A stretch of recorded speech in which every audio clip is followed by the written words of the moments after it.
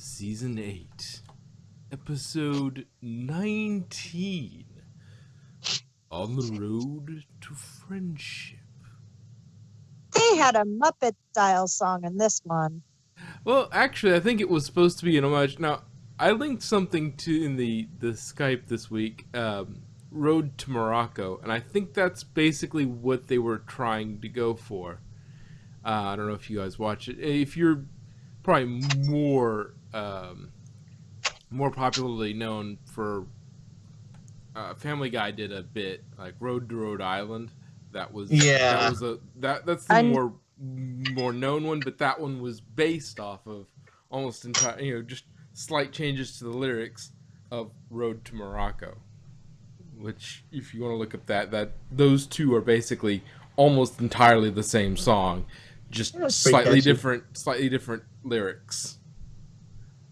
They went a little farther away with it with their On the Road to Friendship song. They went a little further away from it. But you could definitely feel the homage to it. Probably to try and keep it away from the Family Guy one. It's like, oh, you did a Family Guy song. No, that's an older song. It was way before then that they used to. So before people, they copied Family Guy. No, they copied Road to Morocco. Well, not copied so much as homage, but going back to the beginning, Starlight is still helping Trixie with her act when she's in town, and the baby has come to see the show and visit Auntie Twilight. I know, it's funny. Oh my! However can the unicorn with a magical horn get out of the chest? Well, that they still put on a show. I know, and Ponies did like it, so. Yeah, magic acts have to be kind of hard to do in a place that has literal magic. Yeah. No wonder Trixie's broke. But they have their flair. They can throw a little flair on it and make it nice. So anyway, Cadence brought Flurry Heart to the show, and says the Princess of Love says Starlight and Trixie have such great chemistry. We'll take that as they will.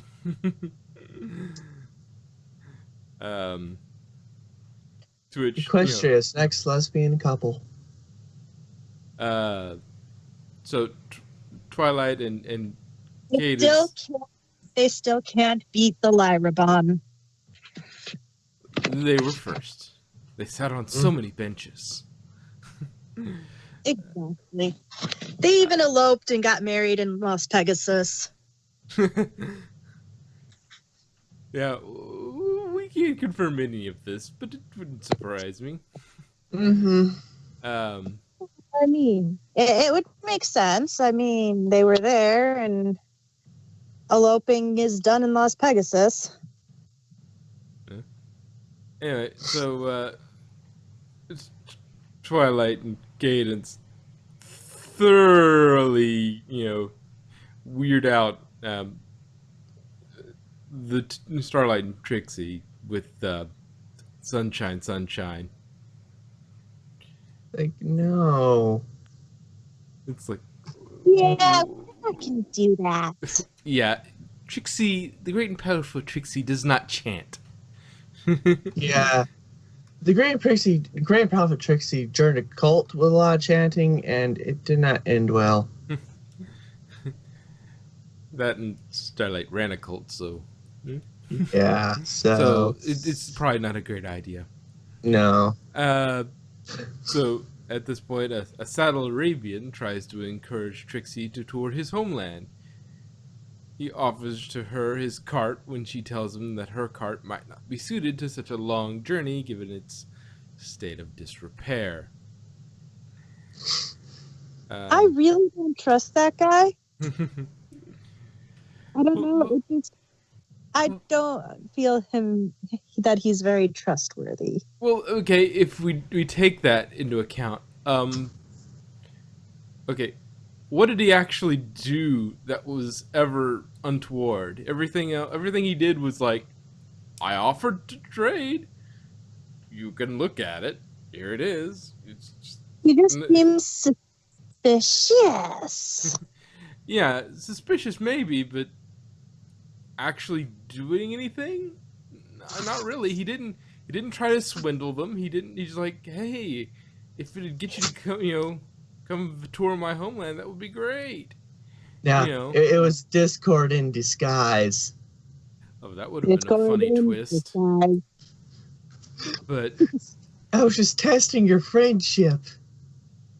But yeah, for as suspicious as he may seem, he actually was. He did nothing wrong.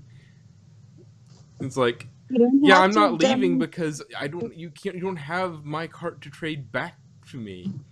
And he didn't threaten her or anything. He just sort of, when Trixie laid in front of his cart, he didn't try and do anything to her. He just sat there and drank tea until Starlight got there. I mean, he did nothing wrong.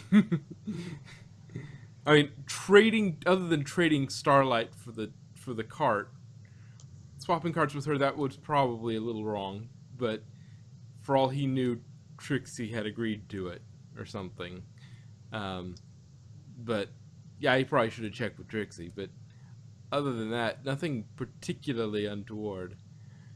And he traded right back, so no harm, no foul there. Let's see. Trixie decides to go and convinces Starlight to join her.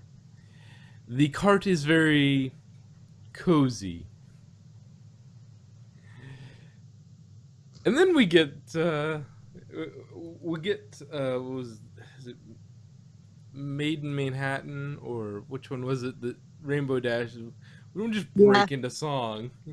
And then boom, you break into song. I know. I was like, you're gonna sing, aren't you? Yeah. Yeah, it's good we're not like the others. They'd probably sing a song about it. And immediately begin singing. Yeah. Starlight and Trixie have always been a bit too cool for school about things when they're together. So, the cart falls in the river, but they use the inflatable raft Glimmer brought to float it. Yeah, I thought she wasn't going to bring that. Apparently, she did anyway. So they cork and float the thing across the river, and it works out. Meanwhile, the Saddle Arabian pony reminds Trixie that he offered to trade. Like, what did he say? Nothing. Nothing. She's like, what? Yeah. So insistent on it too. Just What? like he seemed so insistent about trading. It's like, I'm willing to trade. I'm just reminding you, I'm happy to trade with you. Well, and the thing is, it's just that he just seems to be, he was like near them, and he sees them trying to deal with this thing, and he's like, I offered to trade. You can't blame me. Which, I mean, I was gonna say, which, I mean, it makes sense that he's actually kind of following them, because, I mean, he wanted to see the show in his home country, and hey, you got to see this sort of thing. So he may have been headed back anyway. So Yeah.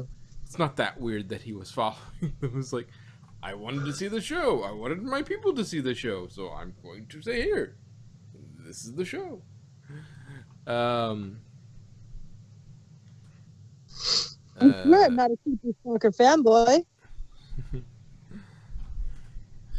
And apparently, the cart is amazingly light compared to what's what's in it, because they swing the whole cart on a vine after Yeah. going through this fire zone. Oh no, those are just super strong vines.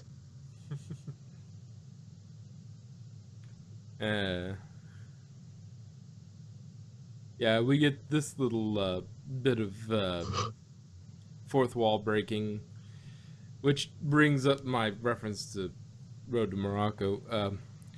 We're off on the road to friendship, and there's nowhere that we'd rather be. Is that off key? In summer, winter, spring, and fall, we're friends throughout the year. For untold seasons yet to come, our friendship will be here. For 9 at least. And then It's it's like, like, one of you shall kill the other for power. no. This isn't the Thunderdome. Two may What? enter and two may leave. Oh yeah. So that they arrive, and Glimmer gets some street food without consulting Trixie about the budget. It's like, what? I was hungry. Well, and the thing is, as much as it's like, oh, it's a super tight budget, but Glimmer lives rent free in the castle, and probably gets some sort of stipend from being the counselor for her school. You would think she would have her own money. Say, well, I have my own money, so I'll buy what I want. Considering she doesn't pay for anything, so she'd probably have a little bit of something. I mean, other than buying kites, she's probably got a little bit stashed back. She didn't have even a little bit left over from the from her days as dictator of the town. Good days, good days. So they stand in line for hay cakes from a particular vendor. That causes them to be late to get a room, and they have to stay in the cart. Thus, Starlight has done something to annoy Trixie, and Trixie has done something to annoy Starlight, because there was another vendor right there. Assumingly, his hay cakes are poison. Maybe just more expensive? Possibly, but I would think that he would, it would be rather competitive. And if he's not getting any business, he's going to have, he's got no line. And the other one's going through it like, they're selling like hotcakes. Wouldn't he lower his prices to try and get somebody over there? So I imagine that he probably has some fairly reasonable prices, even if his hay cakes are not quite as good. Or maybe he doesn't use organic hay. Yeah, that's nonsense. Must not be gluten-free. Does hay have gluten? I don't know. Well, isn't gluten a byproduct of certain grains? Yeah. I mean, I've seen water bottles with the words gluten-free on them at the store. I'm like, okay. Yes, that technically water is gluten-free. Yeah, you don't have to put it there. It's kind of obvious that it is. I mean, you're implying that other water bottles do have gluten? Oh yeah. That what's it called? The one Dasani, full of gluten. Yeah, totally. And it's gluten for you.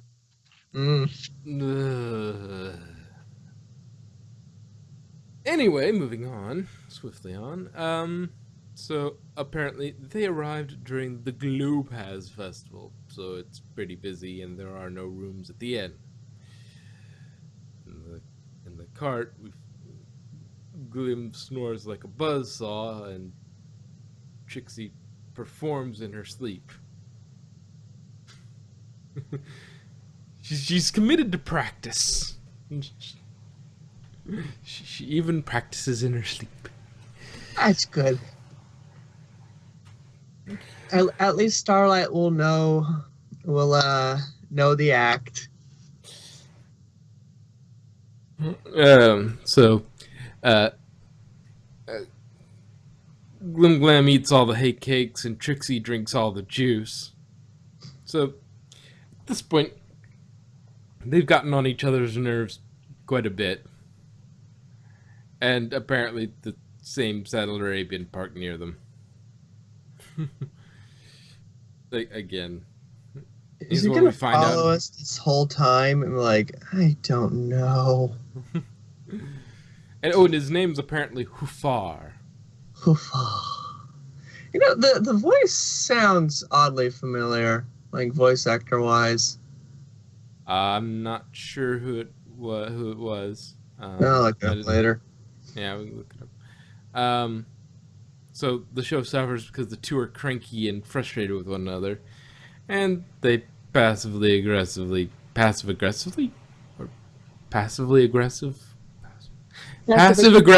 fight over the last carrot.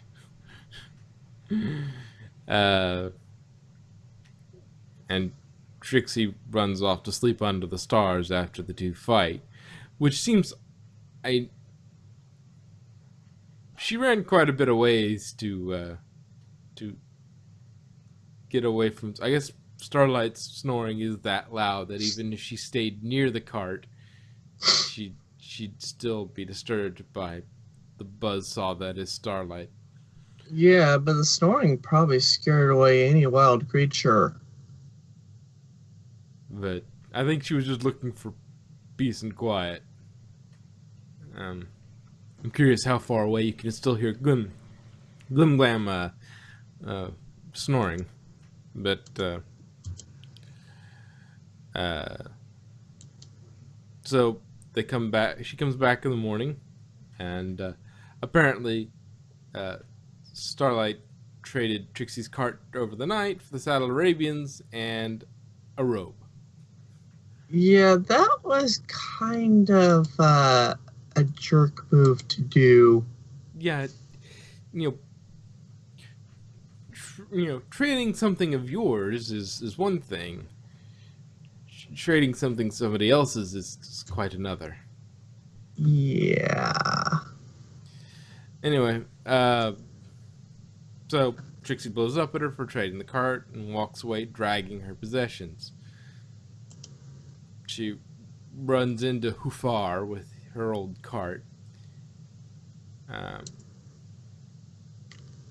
She calls his procurement of her old cart a dishonest one, and claims it's more nuanced than one being better than the other in quality.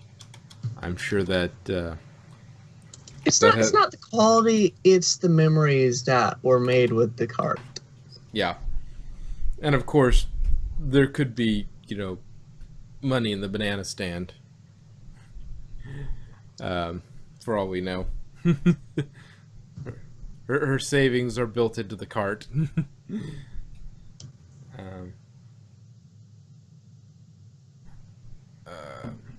She lays in front of the cart to prevent his movement the whole day.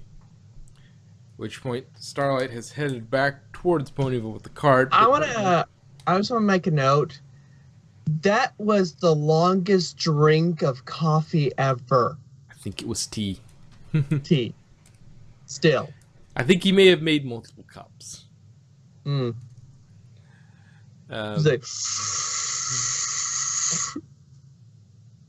yeah. Starlight heads back to Ponyville with the cart, but runs into problems without Trixie and with the additional weight of the bigger cart. She runs into a couple delivery ponies playing hooky based on their first song.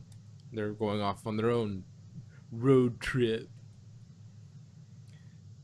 All this inspires her to go find Trixie. She apologizes for trading the cart, Saddle Arabian is willing to reverse the trade if he's convinced that the two of them are friends again. To which Bafar says, if you truly were friends, I suppose I'd be honored bound to reverse the trade. Trixie, okay, fine, we're friends. Best friends who share a deep bond, who aren't prepared for the emotional challenges of traveling. Happy? Yes. They say, oh, we'll do our famous friendship chant, which at that point I thought they were just going to copy Sunshine, which would have been really funny.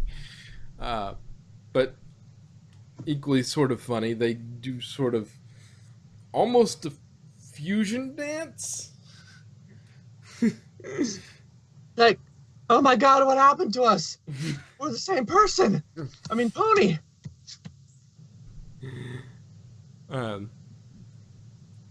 But yeah, they try and do that, but it doesn't work really well. It ends up being cringy and awful, and yeah. But he's like, only true friends would go through that sort of nonsense and be willing to look that silly to try and do this. It's yeah, I believe you. So they head back to Ponyville in their old cart and realize the trip has made them better friends. They realized that there are things about each other that annoy them, but they've gotten through them. They also discovered they never let the volunteer at their show out of the trunk. Yeah. It's like, just close it, and nobody has to know.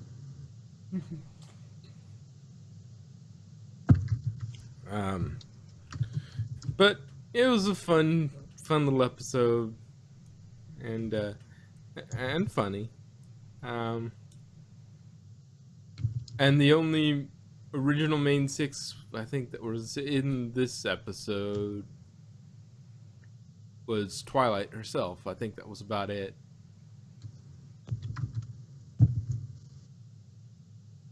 Didn't she appears for a second, I forget. Yeah. Anyway, but yeah, there's very little of the main six in this one. It's all Trixie Starlight.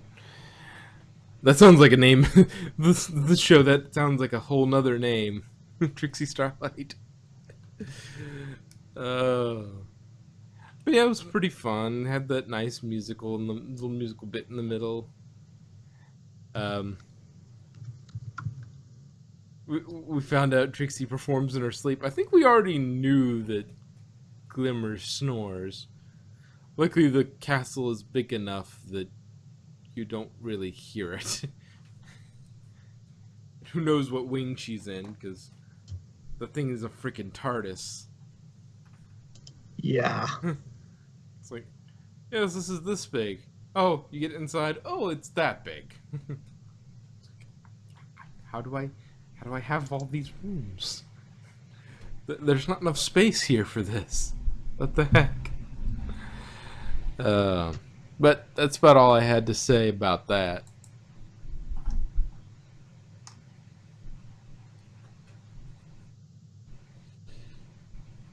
Any further thoughts? No.